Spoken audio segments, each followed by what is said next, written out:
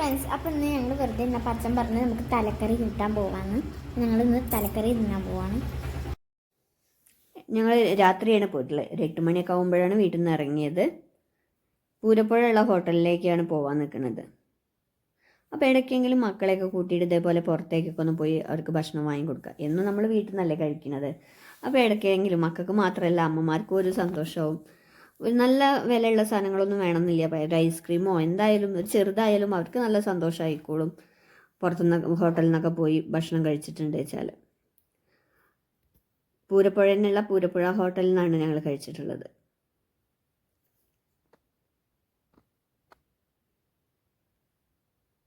അവിടെ തലക്കറി എല്ലാ ആൾക്കാരും തലക്കറിയാണ് വാങ്ങിക്കുന്നത്. അപ്പോൾ ശീതളേട്ടൻ ഓരോ ദിവസം പുറത്തേക്ക് ഓരോരുത്തരപ്പോൾ ട്രിപ്പ് പോകുമ്പോഴൊക്കെ ഓരോ ഹോട്ടലിൽ നിന്ന് കഴിക്കുമ്പോൾ അവിടുത്തെ ഫുഡ് നല്ല രസമുണ്ട് പറയും. അപ്പോൾ പിന്നെ നമുക്ക് ഒരു ദിവസം പോകാമെന്ന് പറയും. അങ്ങനെ ഞങ്ങൾ പുറത്തേക്ക് പോയി കഴിക്കുന്നതാണ്.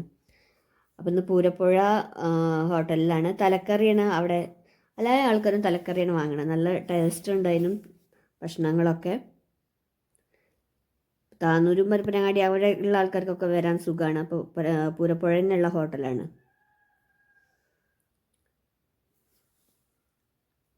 അപ്പോൾ ലാലുട്ടി ചെന്ന് അവർക്കുള്ള ക്ലാസ്സിലുള്ള വെള്ളമൊക്കെ ഒഴിച്ച് റെഡിയാക്കുന്നുണ്ട്.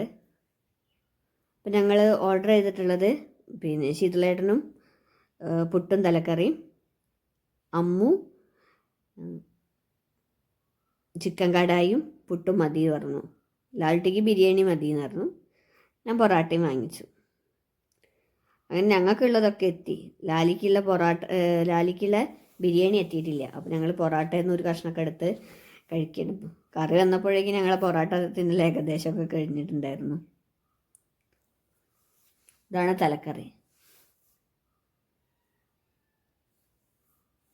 എല്ലാം നല്ല ടേസ്റ്റ് ഉണ്ട് ഫുഡൊക്കെ കേട്ടോ. ബിരിയാണി നമ്മളെ കോഴിക്കോടുള്ള പാരഗൺ ഹോട്ടലിലെ ബിരിയാണി പോലെ നല്ല ടേസ്റ്റുള്ള ബിരിയാണിയാണ്. അപ്പോൾ എല്ലാവരും ഒരു പ്രാവശ്യമൊക്കെ ഇവിടെ അടുത്തുള്ള ആൾക്കാരൊക്കെ ഒന്ന് പോയി കഴിക്കേ.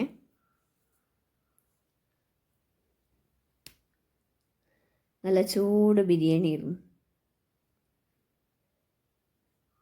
അപ്പോൾ അതിൽ വലിയ മീനിൻ്റെ കണ്ണ് കണ്ടപ്പോൾ ലാലുട്ടിക്ക് കണ്ണ് വേണമെന്ന് അതേ ഓർഡർ ചെയ്തിരുന്നു. ലാലുട്ടിക്ക് കണ്ണ് കൊടുത്ത് അങ്ങനെ ഫുഡൊക്കെ കഴിച്ച് ഞങ്ങൾ ബില്ല് കൊടുക്കുന്ന ടൈമിലാണ് അവിടെ ഐസ്ക്രീം കണ്ടത്. അപ്പോൾ ഐസ്ക്രീം വേണമെന്ന് പറഞ്ഞ് അങ്ങനെ കോൺ ഐസ്ക്രീമും വാങ്ങി. വീഡിയോ ആദ്യമായിട്ടാണ് കാണുന്നത് വെച്ചാൽ ചാനലൊന്ന് സബ്സ്ക്രൈബ് ചെയ്ത് സപ്പോർട്ട് ചെയ്യാൻ മറക്കരുത്.